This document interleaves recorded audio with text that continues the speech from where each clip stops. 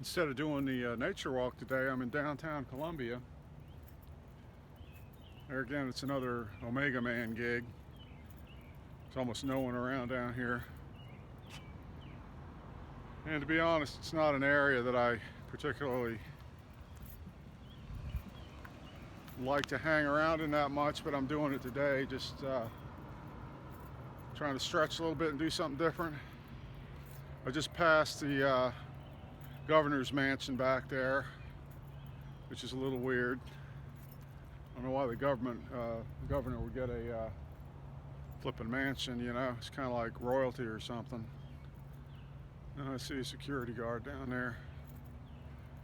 Maybe I can walk down there. Hold on. So anyway, here we got the Strom Thurmond building. For those of you that don't know much about South Carolina history, Strom Thurmond is quite a well-known figure. He did and said pretty outrageous stuff. He's quite a racist. It turns out later that he had a child by a black woman who was, I guess, concubine, you could say. But turns these kinds of what you call, not establishment, what's the word? You know, public buildings like this. I mean, I grew up with this stuff. Schools and things like that. But there's something bizarre about it to me. Just like when I was a kid and you know, you go to school and you're not in charge. You have to do as you're told. Hold on.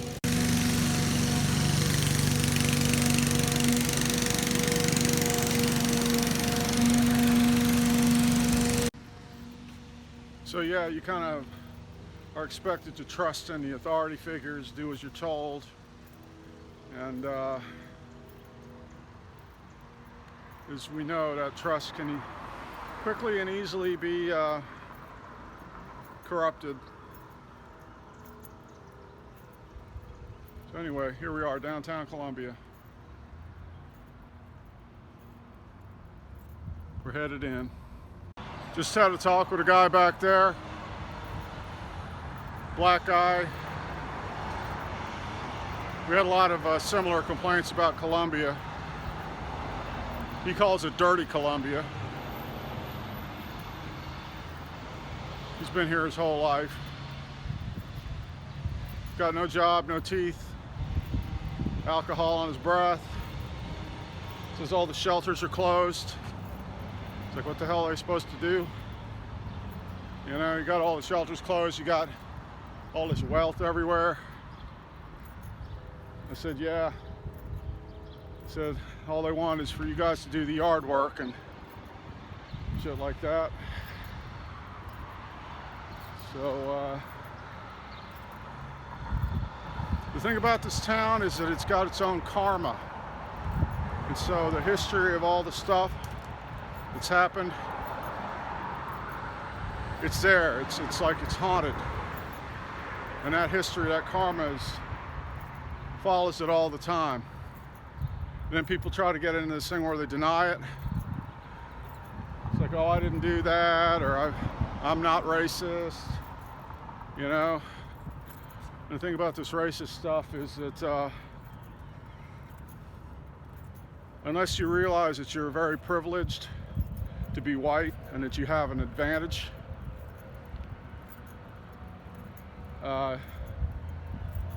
if you refuse to see that and refuse to act on it, then you're something. You're a racist or something.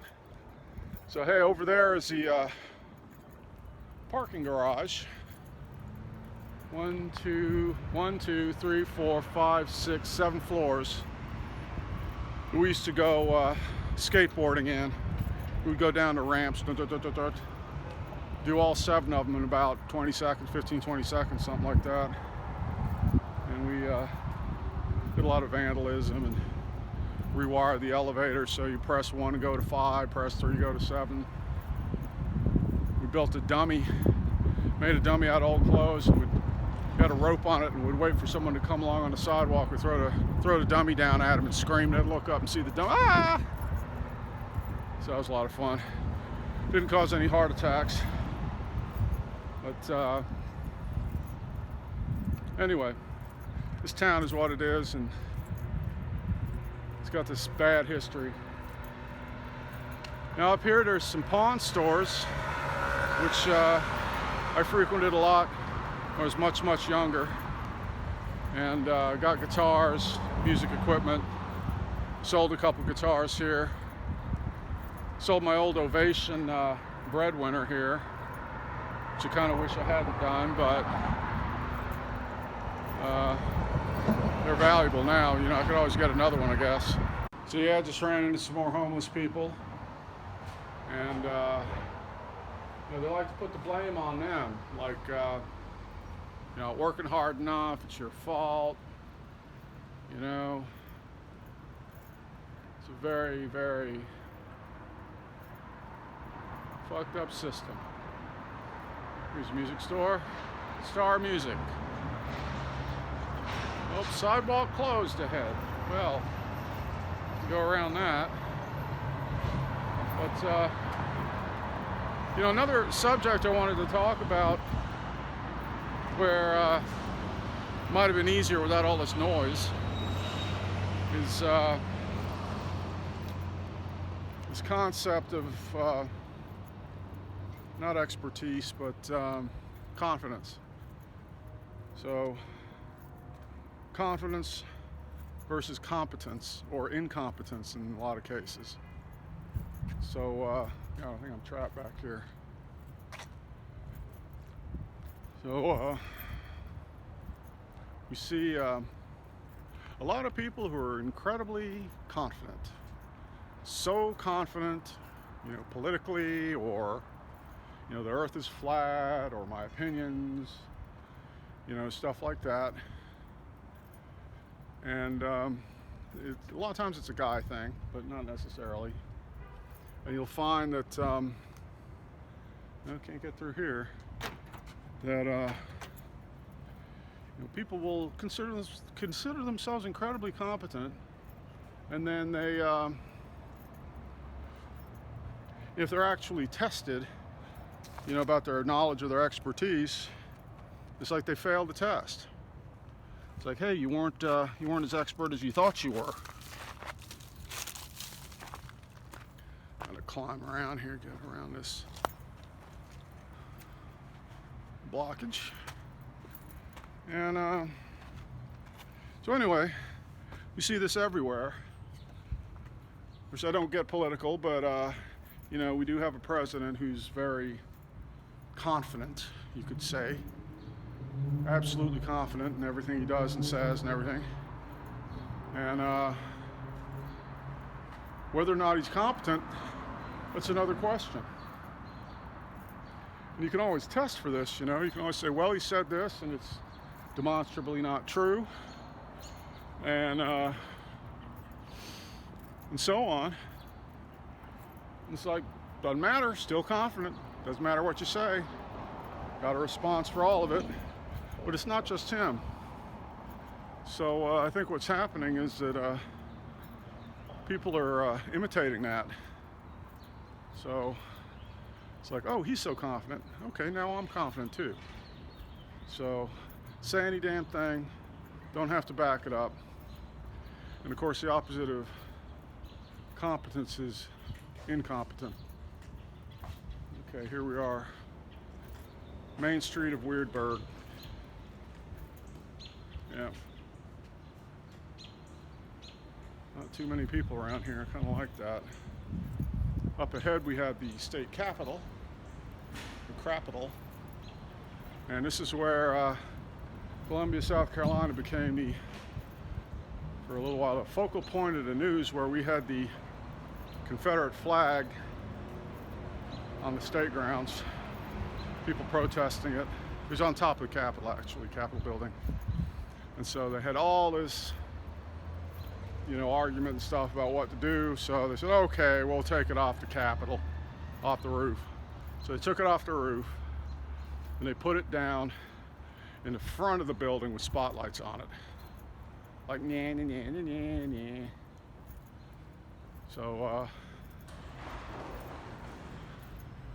you know, they're very confident that they have a leg to stand on, you know, that we didn't do anything wrong, it's heritage, not hate, and who cares how anyone else feels about it? It's all subjective. It's like you could say the same thing for swastikas, I suppose, which they do. A lot of the protesters down here had swastikas. I remember that. And there's the Capitol building, and you know, tremendous, just glorious structure there. And you know what's really, really good for is climbing those steps. It's quite a workout. So that's what I'm gonna do. I'm gonna cross the road here before I get flattened. Well, actually, to their credit, they don't seem to have the Confederate flag out here anymore. That's a good thing. So anyway, do the stairs, be back. That was a pretty intense climb there. I don't know how many steps that is. That's good though, great workout. I'll do it a couple more times here. We got the African American History Monument. What a nice sculpture. And, yeah.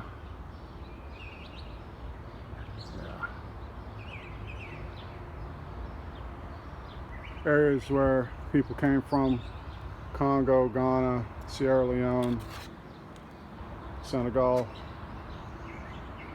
Slave ship routes from Africa to Charleston.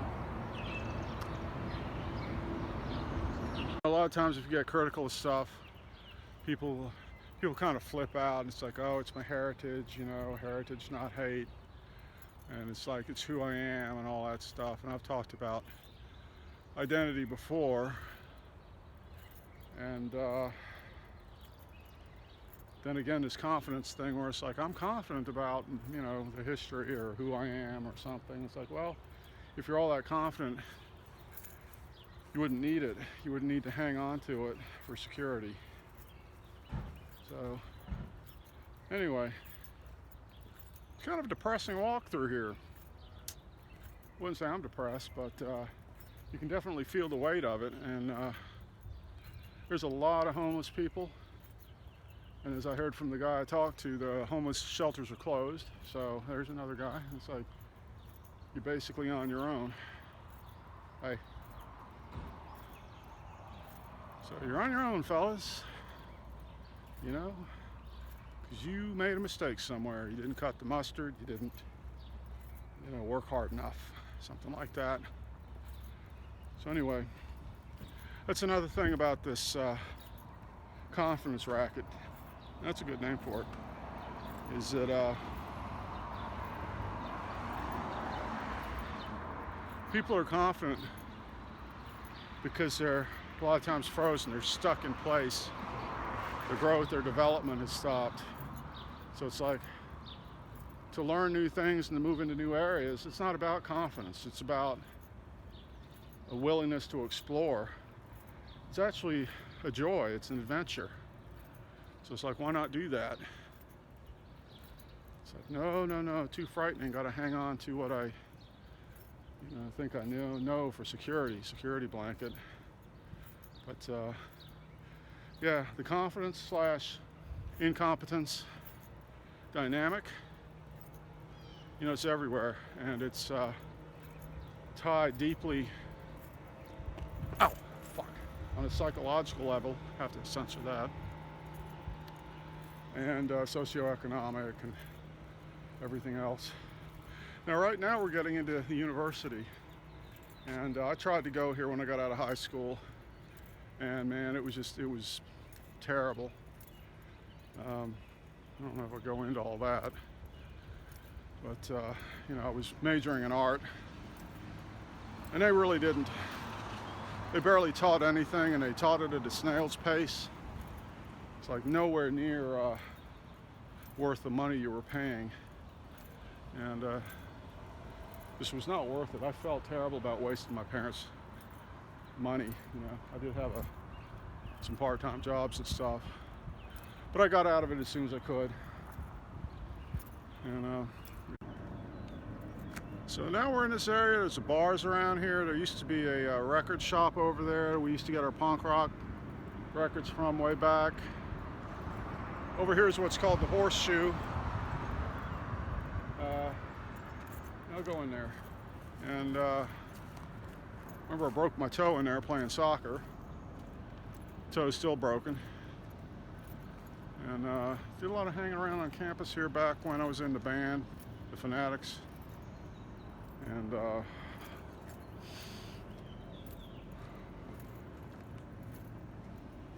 played at the Russell House, fraternities, stuff like that. Trouble with the university here is it was surrounded by so many bars, so much drinking. So I knew a lot of guys who would, you know, take a stab at going to college and just get so plastered all the time, you know, they didn't last a semester. They'd flunk out. So, don't know why the college kind of in the city set it up like that. Who the hell knows? Well, that's interesting. I just saw someone sleeping in a hammock, kind of tucked away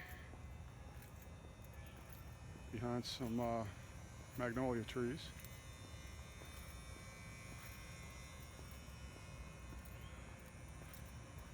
No doubt a homeless person.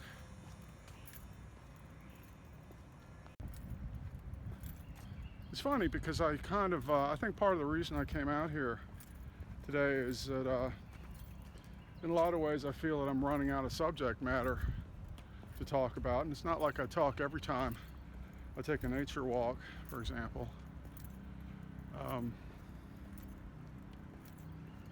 But it just seems that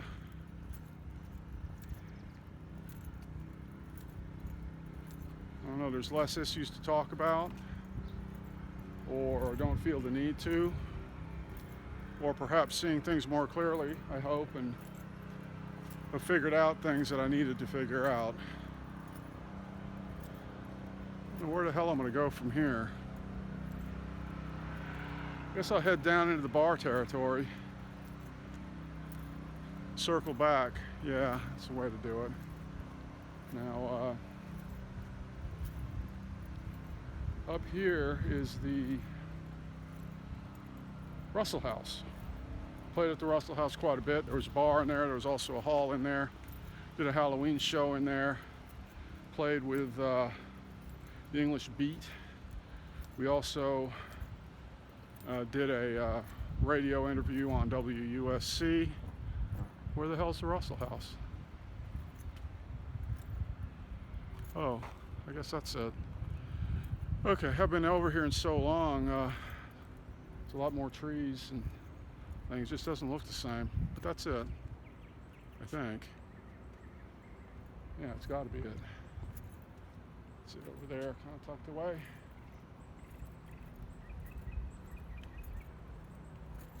It's not really like I remember. Oh, no, wait. No, I've gone too far. That's not it. Hold on.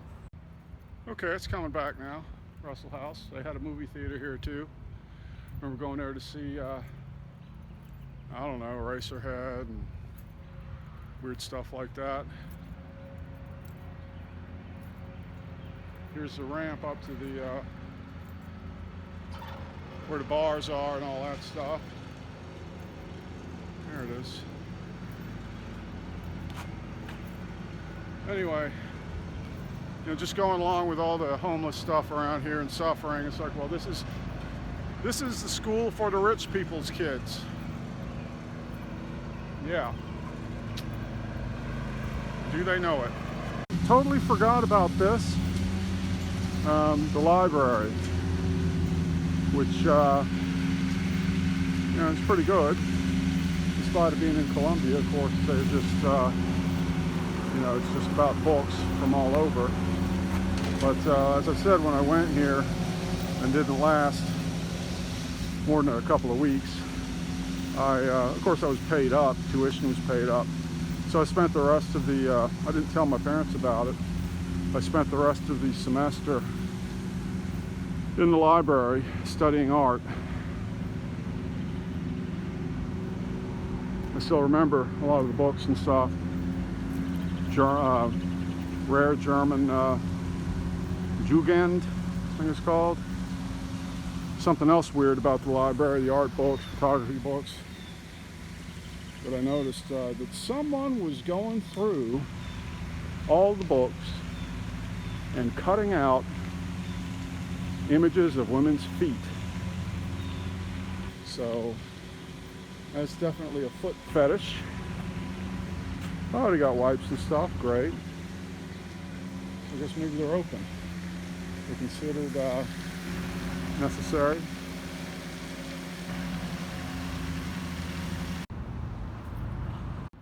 Yeah, this town is creepy. I get this vibe that you know, everything's so manicured and clean and everything that if you stepped out of line, you're liable to get slammed into the concrete, handcuffed, taken away. Is that my imagination? I doubt it. You know, when I was in the band, the Fanatics, we did a version of Town Without Pity, which was by Gene Pitney. And we deemed it appropriate, and it was quite appropriate. The Torchbearer, presented to the university by Anna Hyatt Huntington, which actually she is responsible for Brook Green Gardens, which is kind of an interesting place. So I've been to many times. Lots of sculpture from turn of the century, not this century, 1900 to, you know, before to maybe 1960, something like that. So anyway, Town Without Pity. It's kind of nice mural. Lauren Andrew Andrew Andrev. Yeah. Interesting color choices there. Here's a good example. Here's a guy who just passed, literally within 5 or 6 feet. No hello, no recognition, no nothing. Look at his gait, he's giving off a certain energy. And that energy could be called asshole. Now what I was talking about confidence, it's like you can be sure, oh, he's quite confident. And I was like, how did he get that way? Yeah, sure, he might have been bullied, stuff like that. He's gonna have to figure it out for himself. Life is short, so you better hurry the fuck up. So here we are on Assembly Street, not too much further to go. It's going to be interesting to see how far I went because the phone keeps track of footsteps. See how many miles I traveled today. And you know, a lot of businesses are closed. It's like, oh, what a tragedy. You know, hopefully it'll be an impetus for a little bit of a revolution, I hope. That would be nice. Because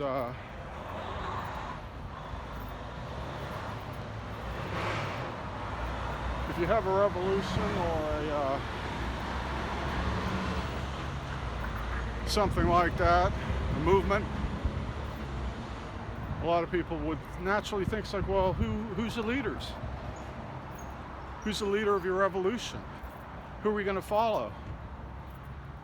And you know, I think that's an error because the way we got into this mess is by following. When you consider how much work and effort people really need to do in order to survive, considering all the technology we have and knowledge and everything else. Take, for example, what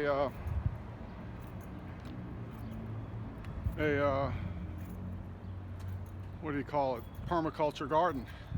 It's like once you get that thing set up and going, what do you got to put in about 4 hours a week? You know, okay, well, 4 hours a week to produce most of what you need in order to live, food. Oh boy. Go Army, don't get me started. Yeah, So, anyway, yeah, so very little work's actually needed. So why the hell do people have to work so much? You know, all the time.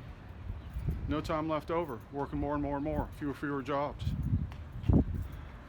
And why do people swallow this propaganda that work is somehow tied to your self-esteem?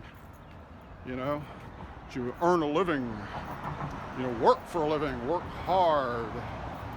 It's like, what a bunch of bullshit, what a bunch of propaganda. And every time I'm looking for a place to pee around here, a cop car appears. There he is. There's the cop car. Woo! So anyway, where are these homeless people supposed to pee? Is it intentional not to have any public facilities for them? You know, you get caught trying to pee and it's like, man, we get to lock you up and throw you in the prison system. Make a little money off your ass. And here's the library. Just some fond memories of that. But there again, it's turned into a hotel for the homeless. No loitering everywhere. They go in there and sit. So yeah, on this little walk I've taken today, I've seen more homeless people on the streets than anyone else. Of course, that might be different if more people were coming to work and stuff. But nonetheless, there they are, they're everywhere.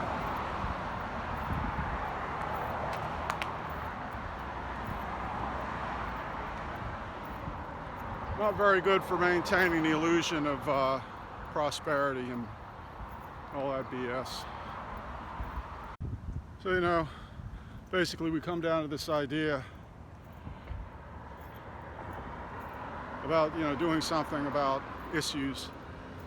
It's like as soon as you know, criticize or make a suggestion, you could just criticize and people say, oh, well, you're a communist and you're a socialist or whatever. Stuff like that. And there again,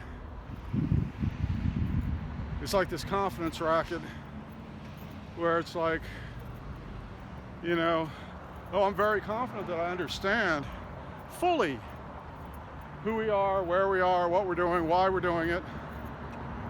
Yeah. It's like, you know, it's a whole heck of a lot more complex than that. You take any of those labels, capitalism, communism, socialism, try to get anyone to even give you a workable definition. It's like, what's the definition of that? Well, you know, that's where it falls apart. That's where the confidence disintegrates. So just like guys, you know, who tend to be arrogant and confident, overconfident, it's like when they get asked, you know, tested on the things that they claim they have expertise in. It's like they score far, far lower than, you know, what they were projecting. So you have to be careful. Now, I'm not saying, you know, by being a know-it-all, that I do know everything. But the point is, my point is that I'm not rigid and inflexible. So it's easy, very easy for me to take in new information and synthesize it with other information, other systems, things like that. But the crazy thing about our system and our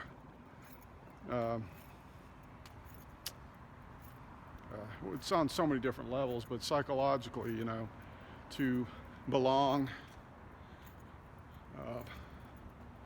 you know, nationalism, part of your identity. It's like, well, that kind of shuts up analysis and criticism right there. Oh, you're just proud of it, period. Boom, absolute. You know, just like this military stuff I saw, you know, recruiters, bumper stickers, all this stuff. And it's like, oh, they're, you know, it's like, you can't make blanket statements about everyone in the military. Why? Because you have war crimes, you know? And a lot of times, it's us committing the war crimes. Happens all the time. So what do? You sweep that under the rug? Ignore it? You know, just wave the flag? Well, you can do that, but I don't.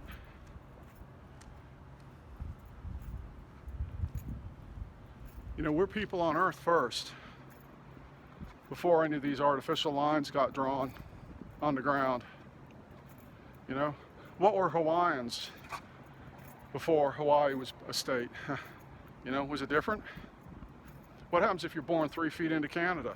Does that make you different?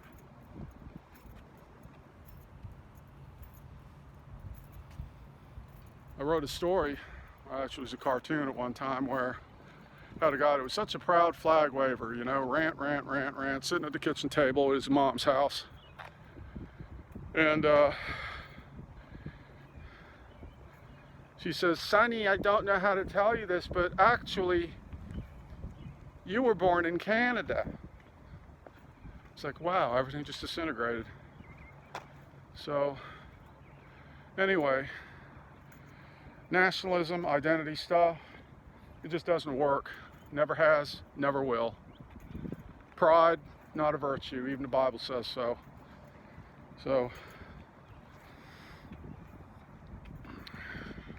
Saw a very interesting talk the other day about, it was Bruce Lipton,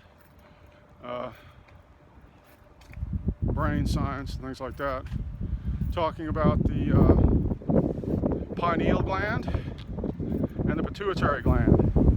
And in a nutshell, what he says is that all biological systems, and a whole hell of a lot of other systems too, have an input, processing, and output.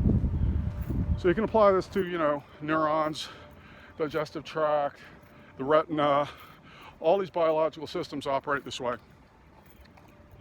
using this system. So what happens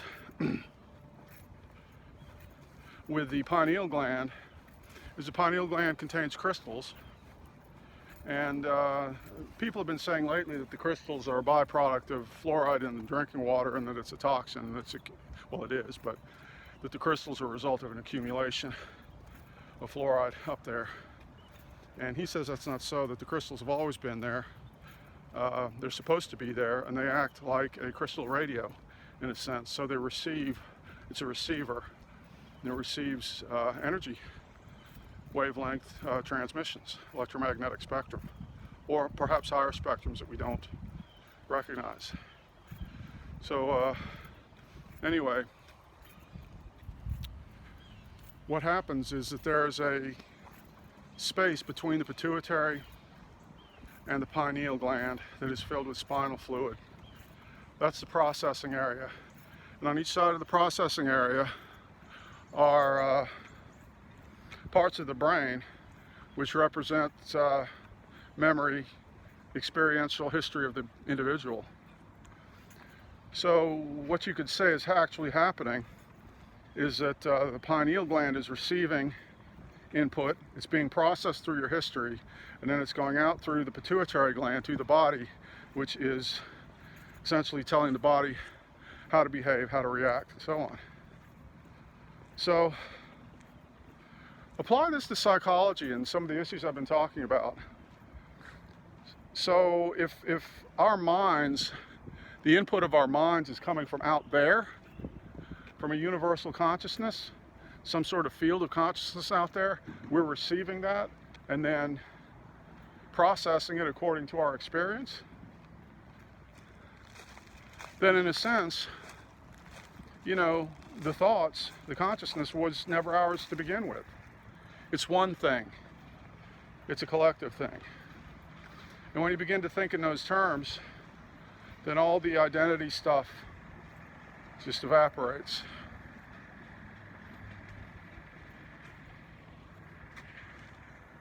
So, something to think about. It looks like I went 4 miles today. It felt like more than that. Where are we now? This underpass?